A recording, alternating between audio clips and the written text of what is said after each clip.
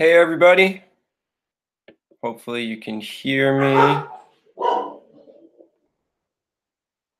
Type something in the chat if you can actually hear me. Say hi.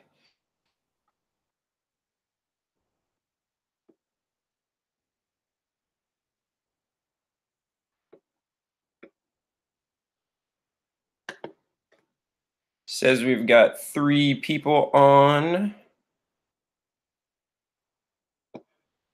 Let me know you're here.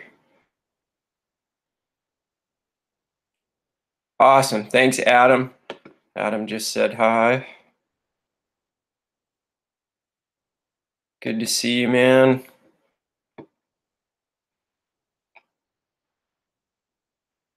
All right, so let me talk a little bit about what we're going to do today and what we are going to get into over the next couple of months. I want to start a series on chord substitutions. And that's really what we're going to be going for here is increasingly difficult chord substitutions. Today we're going to get into some basics, some stuff that is really indicative of the chords, but some different ways to think about it. And then as we keep going through these monthly sessions, maybe we'll do this for 3 or 4 months in a row. We're going to be getting into increasingly more difficult chord substitutions. And that's kind of the plan here. So hopefully we'll do about 45 minutes. I'll answer any questions you guys have. I'm going to be sharing my screen and showing you some stuff on Sibelius. I've come up with a little worksheet for us to go off of here, and we'll go from there.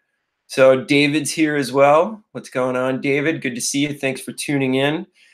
This is the maiden voyage of these. So today is just kind of all about feeling things out and making sure that all of this actually works.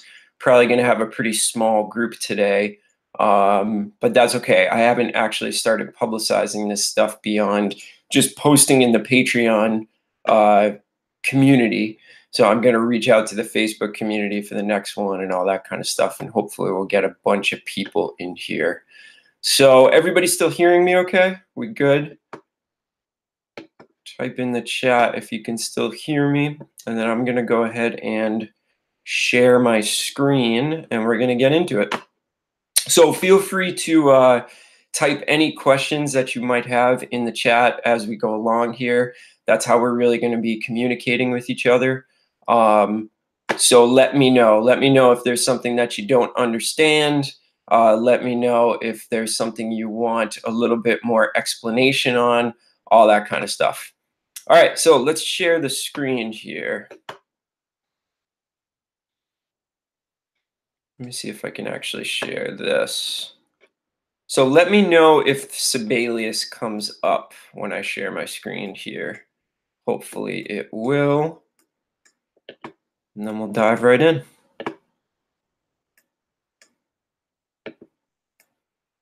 Cool.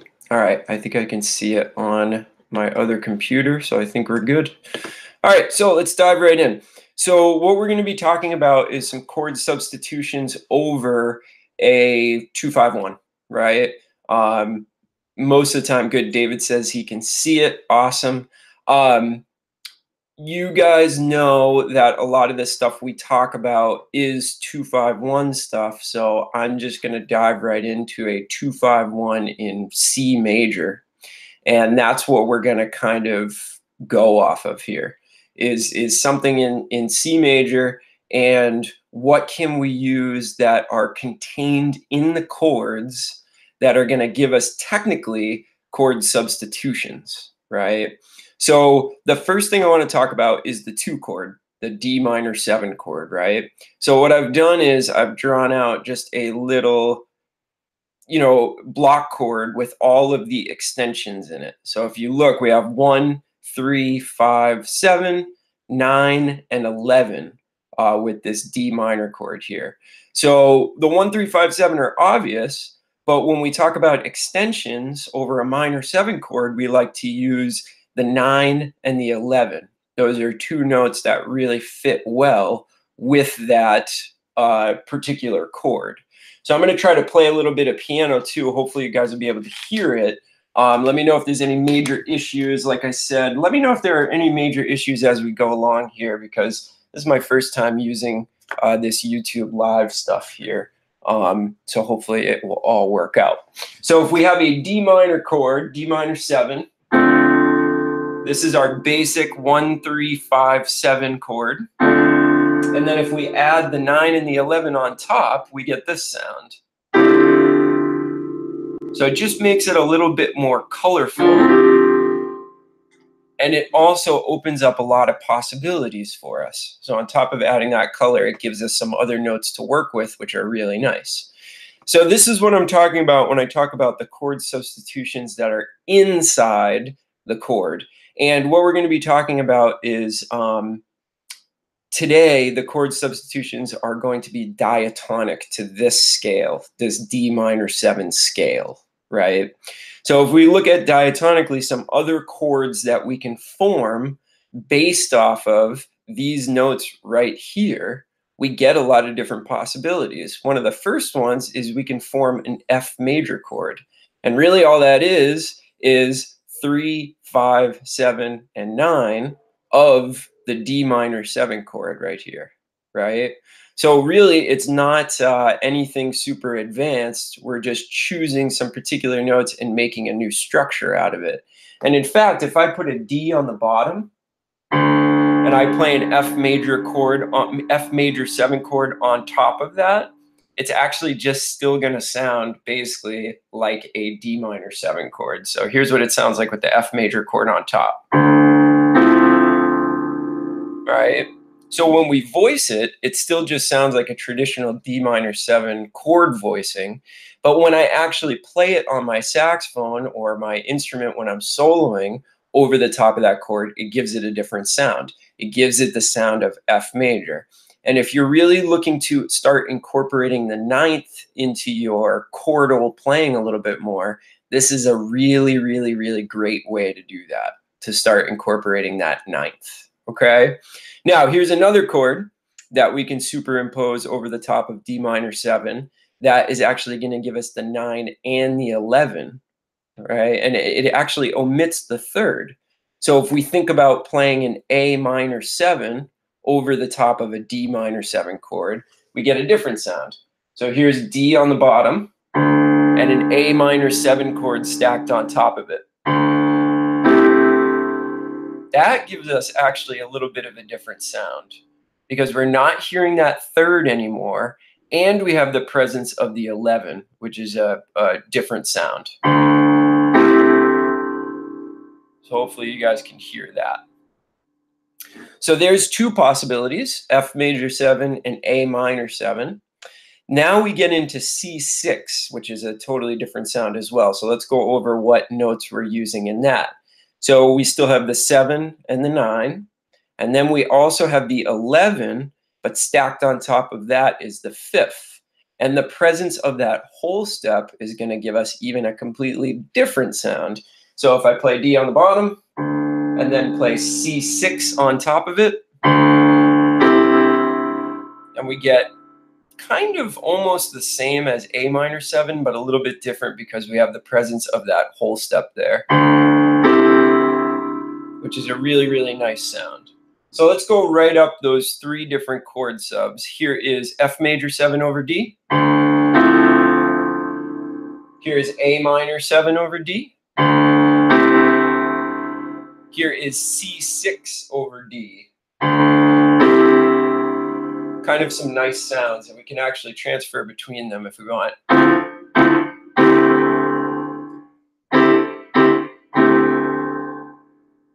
So there are 3 diatonic chord substitutions that we can use right there. And don't worry, I am going to talk to you guys about the actual applications of this stuff towards the end of the masterclass. So if you're thinking, great, yeah, I know this, but how am I actually going to use it?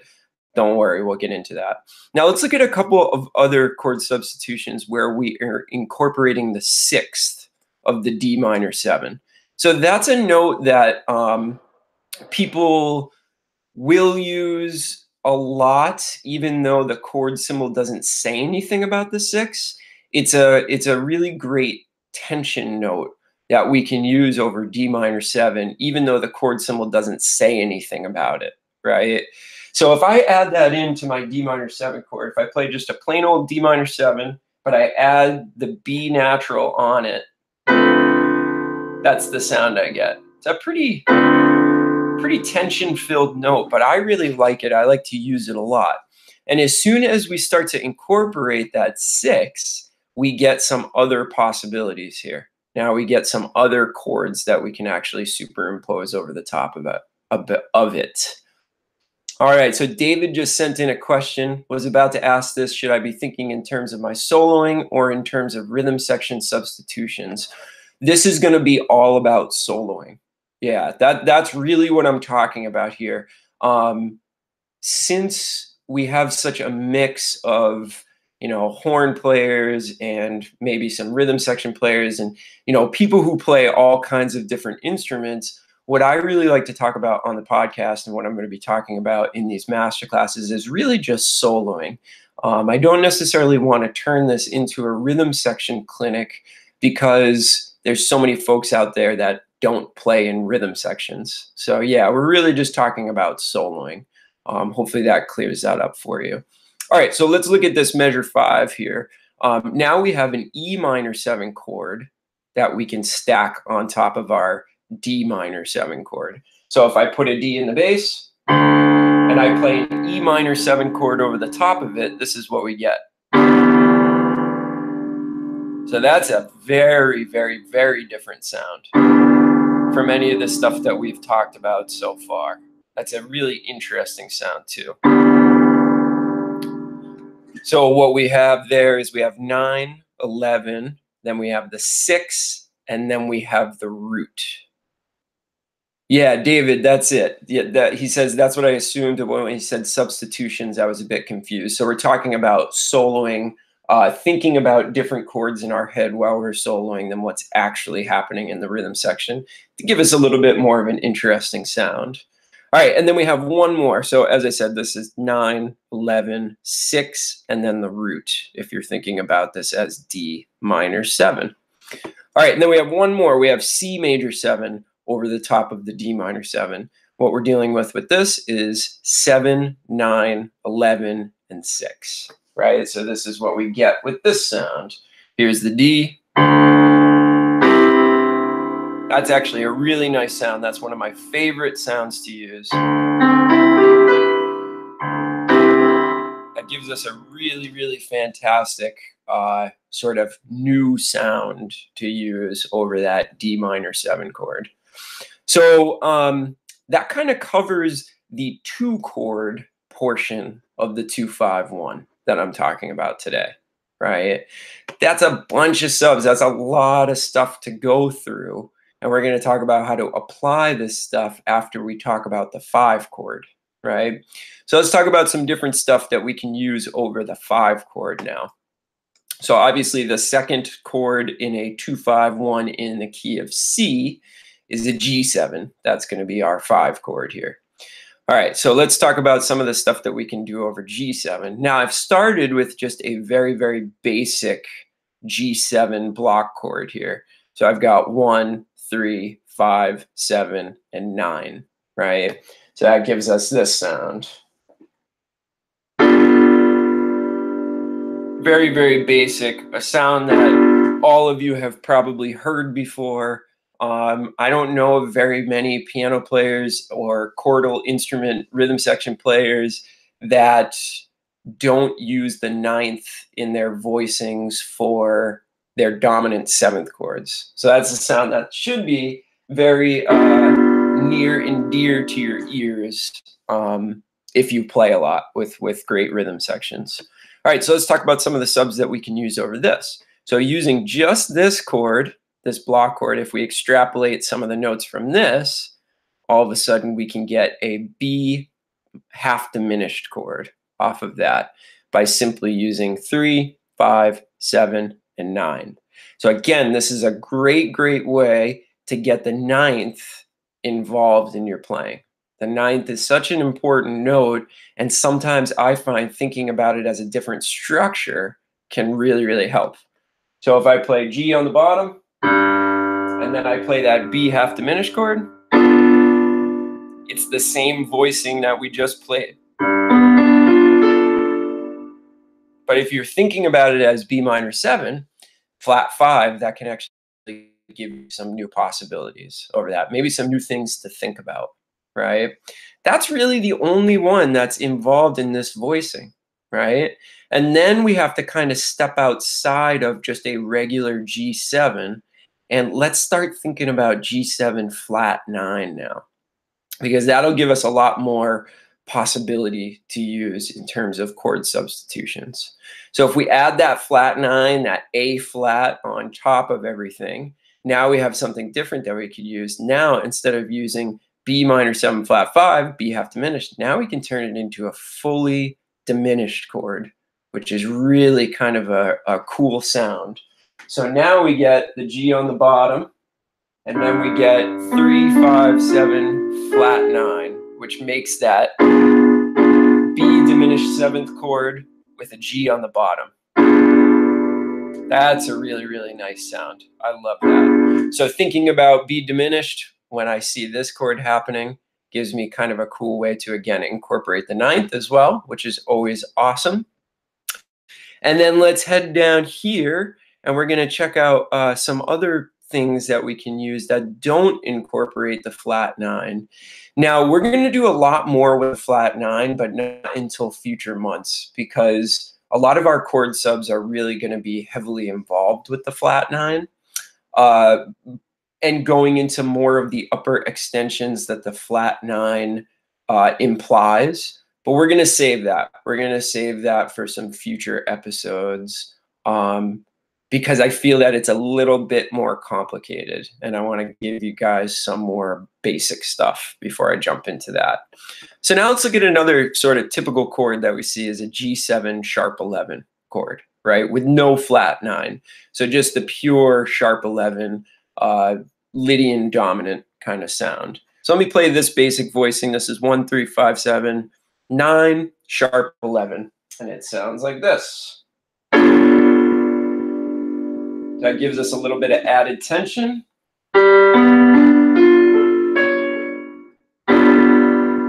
And that's a very common chord that we come across a lot of the time. Okay, so let's extrapolate some chords from that by using these chord tones. So here's a really, really cool chord sub that we can use over this particular chord. We could play a D minor major 7 chord over the top of this. So this gives us 5, 7, 9, and sharp 11. So that's all contained right in here. So if we play G on the bottom, and then we play a D minor major 7 over the top, that's a really, really interesting sound. We get some tension in there. That's a very interesting sound to my ears. And then if we actually want to simplify that chord and turn it into just an F augmented triad, we also have that option available to us. Here's what that F augmented sounds like over it. Oh, I'm sorry. You know what I'm doing? I'm doing this wrong. I'm very, very sorry. Let me play that last one with a G in the bottom. I was playing it with a D in the bottom. My bad. All right, so here is D minor major 7 over an actual G chord.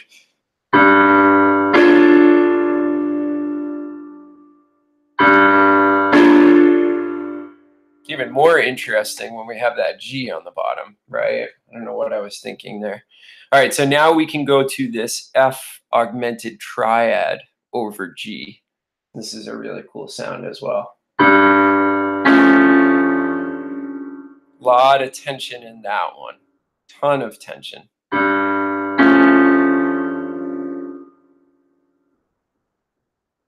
All right, and then let's move on to the final one that we can use over this G7 sharp 11 chord. Is the screen keep turning green on your end and kind of breaking up a little bit? Hopefully that's not bugging you guys too much. I'm not sure what's going on with that. Yeah, like it just did it again. Yeah.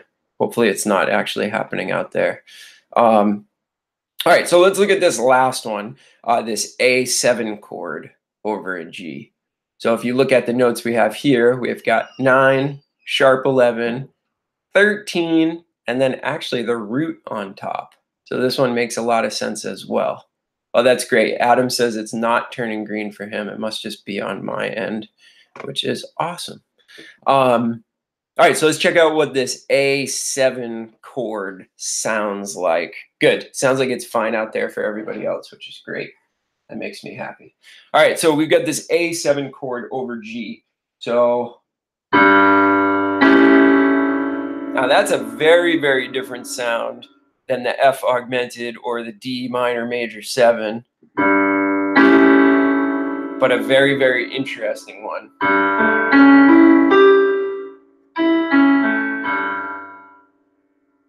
Love that sound. That's an awesome one that I try to use a lot. So just simply playing up a step when you see that sharp 11. Now, I want to mention something else is that a lot of these things like this flat 9, this sharp 11, some of the stuff that we're talking about here. If you see this chord in your 2-5-1, you should feel free to insert a flat 9 if that's the kind of sound that you'd like to use. So when you see this, it's not that the flat 9 or the sharp 11 is off limits to you. If you're playing with a rhythm section that's actually listening to what you're doing, they're going to hear that. So I feel that that's really, really important to point out, because I think some of us think that some of these tensions can only be used when you actually see them in the chord symbol. That's not the case. So really, technically, all of this stuff is available to you at all times, right? And if you're playing with a good rhythm section, they're going to hear it, they're going to react, they're going to play some of those same tensions that you're actually using in your playing. So hopefully that makes sense to you. Don't feel like you have to see this stuff to make some of this stuff available to you, because then you're not going to be able to use it as much as you want. And that's kind of a shame. If you can't use it in a bunch of different situations, learning this stuff doesn't pay off as much, if you know what I'm saying.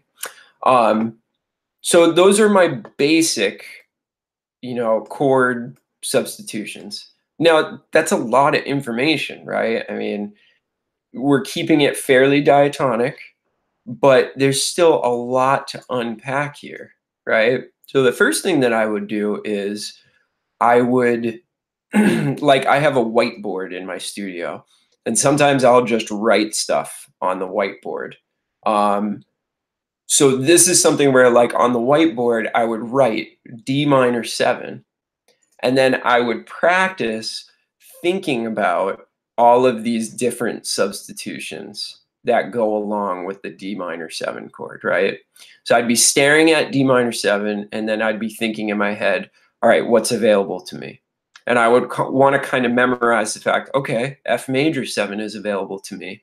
A minor 7 is available to me. C6 is available to me. And these would be great thoughts to have when you're initially working on this stuff, is to simply get down what's available to you before you try to put it in action, before you try to do anything else. So hopefully that makes sense. So I would try to associate these other chord symbols with this being the thing that I'm looking at.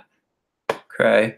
And I would do the same thing with this. I'm staring at a G7 chord, but I'm thinking about, okay, I've got, a B minor 7 flat 5 chord available to me, and, a B diminished and all this other stuff. And you might want to start with the more basic ones like this one or like this one, right? And then move on to some of these more advanced ones that are giving you a little bit more of a tense sound, right? So that is basically what we're talking about today. I guess let me clarify a little bit further too. I actually don't really want you to use the scales that are associated with these yet. We're really just talking about vertical shapes. So like actually just playing these notes, not doing any of the connecting notes, any of the notes in the scale that go along with these chord symbols. We're really just talking about 4-note shapes, or in the case of this chord, a 3-note shape. And that's what kind of makes these chord substitutions effective, is simply using them in their vertical form instead of their scale form, right? So hopefully that makes sense as well. Let me do a little bit of a demonstration. So if I were to play a G7 chord, so 1, 3, 5, 7 in G, followed by an F augmented chord, you will start to actually hear what I'm talking about and the kind of juxtaposition between these two. I've talked about triad pairs before. These are like chordal pairs. So you just play kind of back and forth between them in order to build the tension and to create a different sound over the chord. So here's G7, 1, 3, 5, 7, 9. Sorry, 1, 3, 5, 7. Actually, let me play it. I was playing my G7. I'm going to actually play concert G7.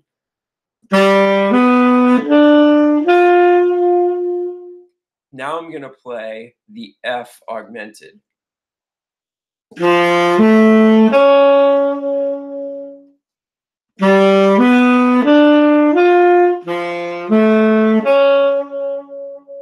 you hear how you can hear the two keys happening one after another?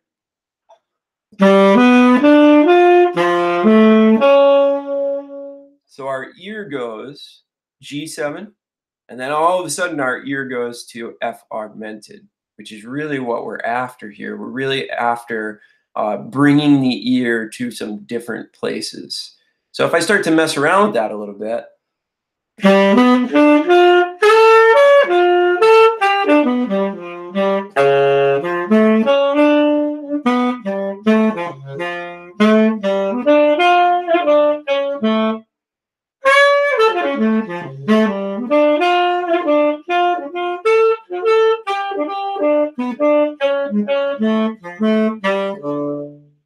you can really start to hear some of the sounds that I'm going for, right?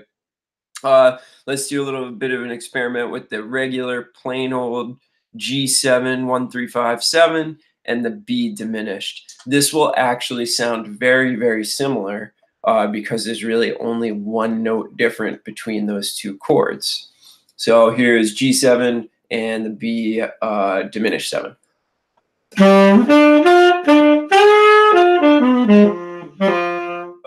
Sorry, that was terrible.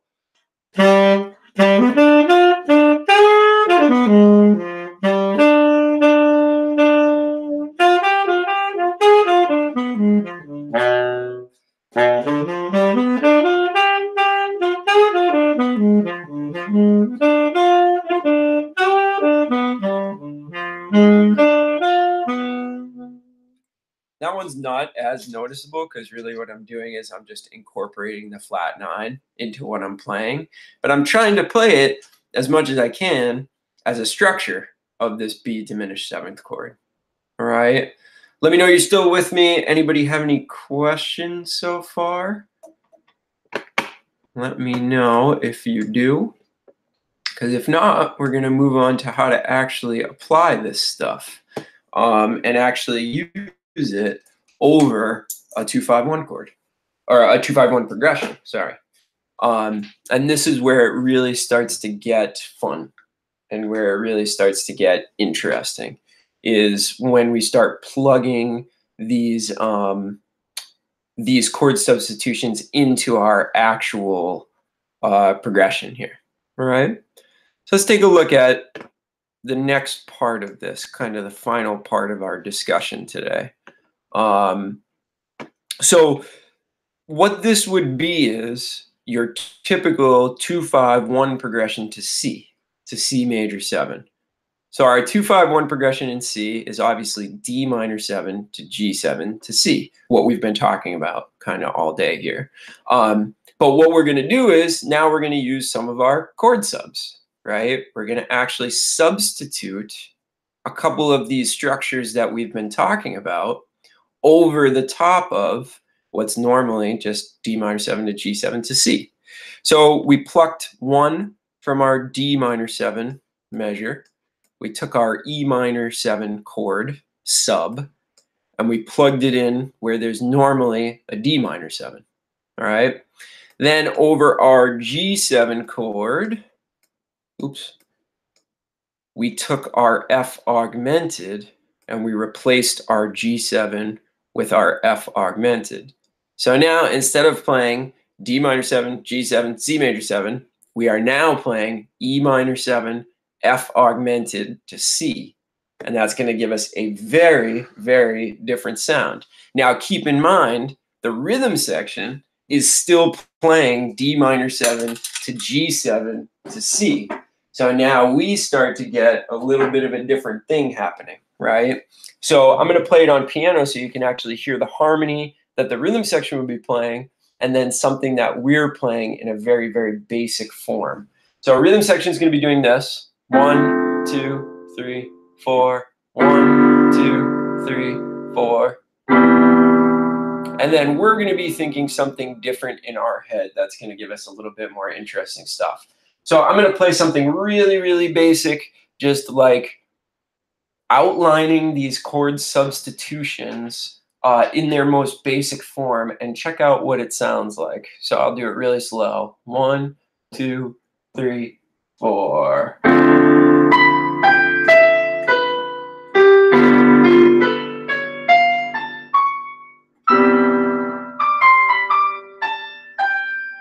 Let me do another one.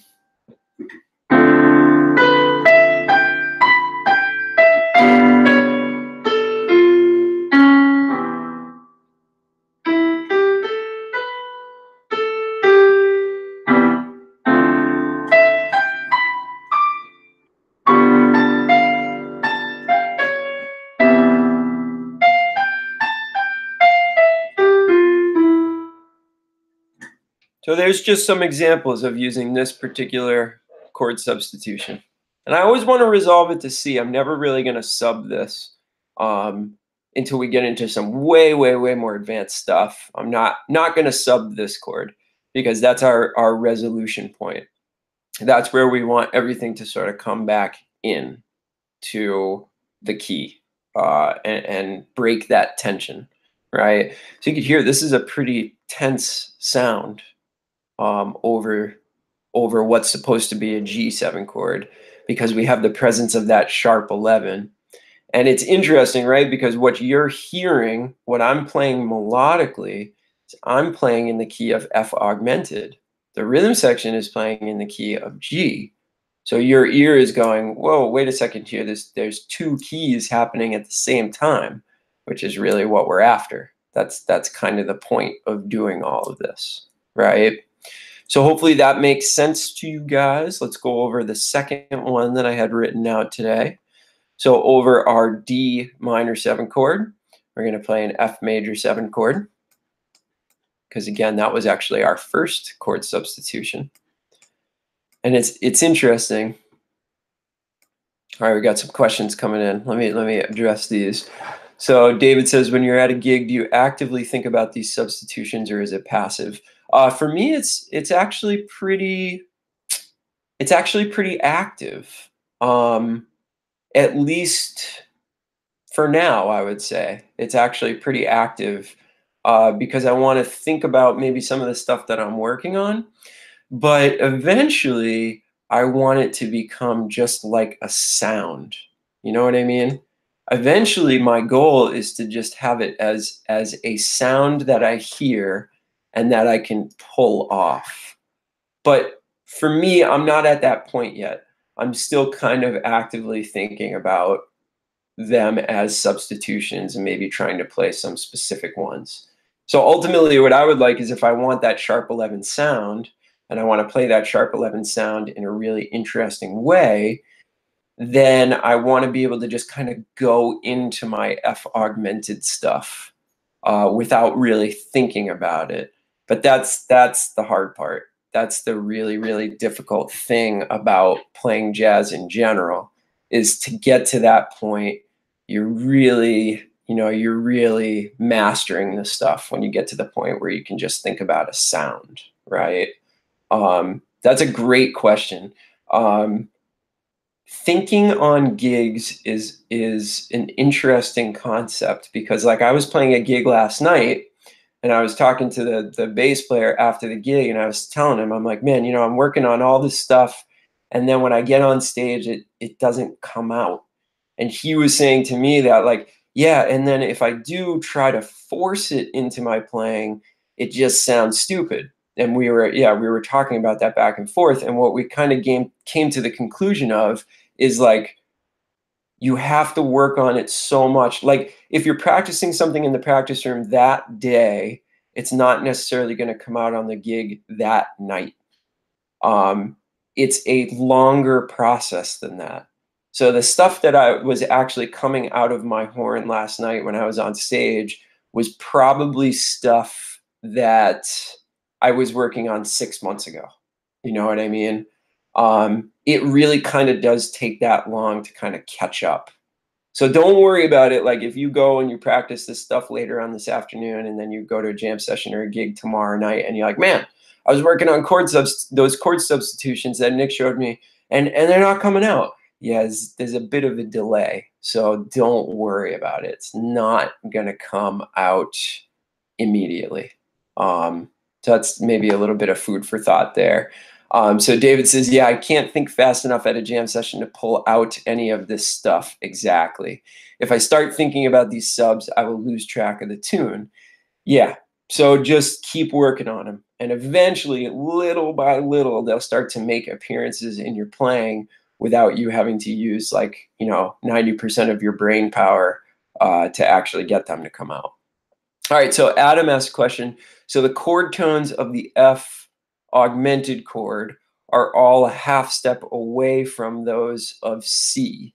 Is that the same for most or all of the other subs? That's a really, really great question. It is not the same for all of the other ones, but a lot of them it is, right? Because really, if you think about it, what we're trying to do is build all this tension, trying to build all this tension before we finally resolve. And we know that resolving by half steps is a really, really fantastic thing to do. So that's why a lot of these chord subs are built around half steps. And actually, now that I'm looking at it, you might be right. Kind of all are half steps away. So that's a really, really good observation. Really, really nice observation. And it's particularly over the 5 chord, right? So yeah, I mean, with the exception of this, this A, yeah, we really are looking at a lot of half steps. And this is a way less tension-filled sound than all these other chord subs, right? I mean, here we have the presence of the A again, but it's really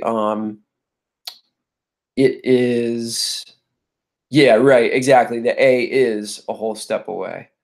But this particular sound, this F augmented over the G7, is really a pretty tense sound anyways. And that's because the F augmented sound is a tense one on its own. Like, if you were to just play,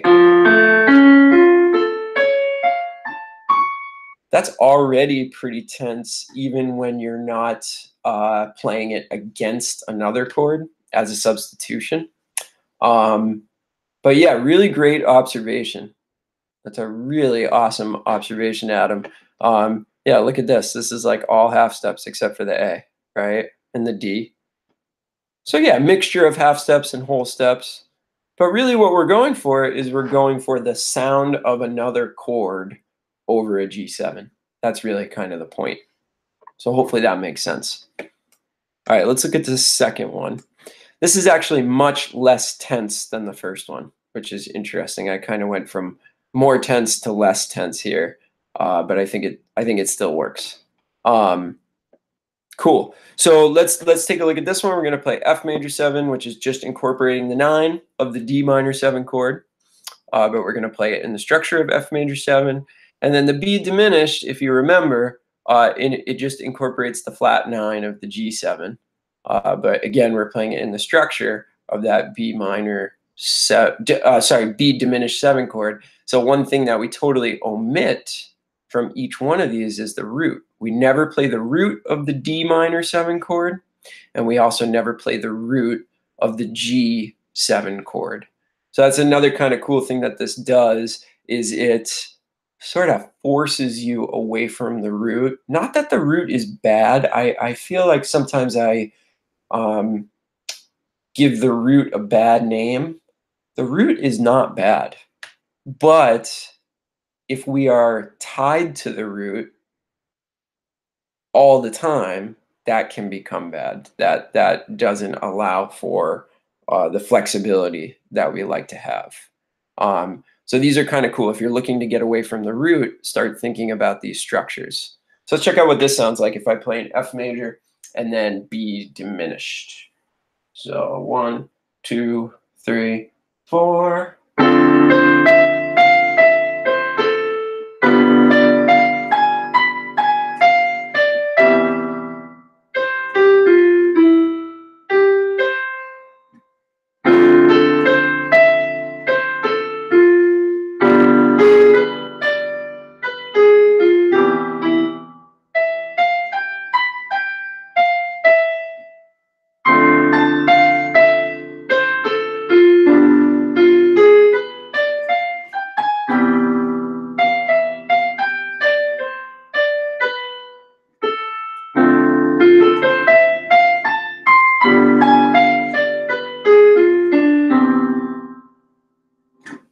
That's a really nice sound. I mean, if you're looking to get into some flat 9 stuff, that B diminished is where it's at for flat 9 stuff. And I find that that's a little bit easier way to get into the flat 9 sound than maybe thinking about like a diminished dominant scale, which is a lot. It's a lot to keep track of. And you can trip yourself up a lot if you're trying to work out scale passages. Whereas if you're just playing straight up an arpeggio up and down, it's a little bit easier, and it's tougher to trip yourself up. It's tougher to get into some of those notes that maybe we don't know how to use yet in their proper way, and it really just focuses our attention on that one note, that flat 9, and really teaches us how to use that, right? Because going back to what Adam was saying, that flat 9 is great because it's a half step away from the 5th in the C chord. You know, if we're using an A flat, we can resolve to the 5th really, really nicely. And in fact, that's where you should be resolving if you're going to use a flat 9, like on the and of 4 or whatever, over the 5 chord, right? So hopefully that makes sense. Now think about all the different possibilities you can come up with, because you can draw from any of our chord substitutions that we used over D minor 7 in this bar. And then you can draw from any of the chord substitutions that we used for G7 in this bar. And that gives us a ton of possibilities here. There's a lot that we can do with that. So like let's do one on the fly here. Let's come up with something else.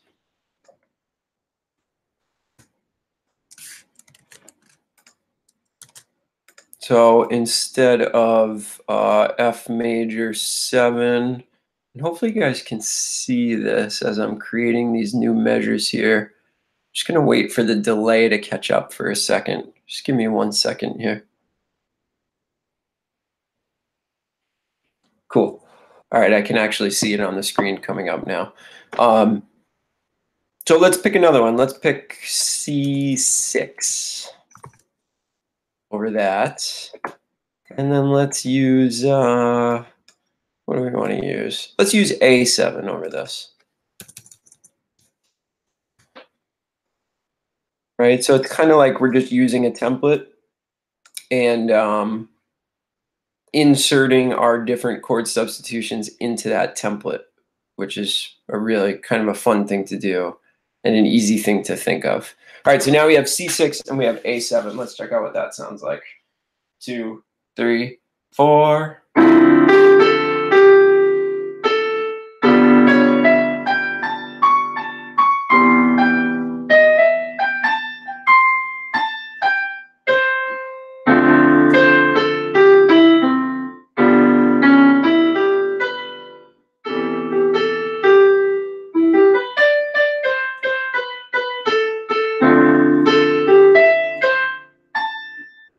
Oops, I got mixed up here.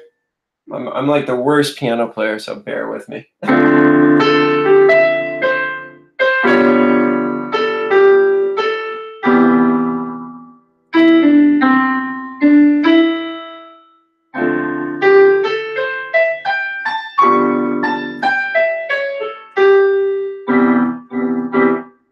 that's kind of a fun one. That